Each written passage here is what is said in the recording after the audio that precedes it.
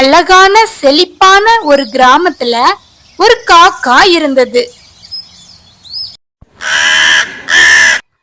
ரொம்ப நாளா அந்த கிராமத்துல மழை பெய்யவே இல்ல. அதனால அந்த கிராமமே வறண்டு போயிருந்தது.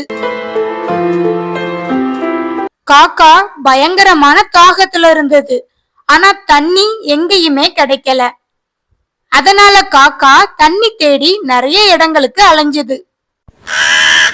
அப்போ ஒரு வீட்டுக்கு முன்னாடி ஒரு குடத்துல கொஞ்சோண்டு தண்ணி இருக்கிறத காக்கா பாத்துச்சு. காக்கா அந்த தண்ணிய குடிக்க முயற்சி பண்ணப்ப காக்காவுக்கு அந்த தண்ணி எட்டவே இல்ல. உடனே காக்கா எப்படியாவது அது குடிக்கணும்னு யோசிச்சது. கீழே நிறைய கல் கடந்தத பார்த்தது.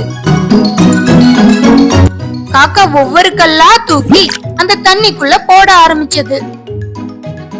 கல்ல உள்ள போட போட தண்ணி மேல வந்தது. மேல வந்த தண்ணிய காக்கா குடிச்சது. புத்திசாலித்தனமா யோசிச்ச காக்கா தாகம் தீர்ந்ததும் சந்தோஷமா பறந்து போச்சு. இத போல நிறைய குட்டி கதைகளை கேட்க நம்ம சேனலை சப்ஸ்கிரைப் பண்ணிக்கோங்க. கதையை லைக் பண்ணுங்க, ஷேர் பண்ணுங்க.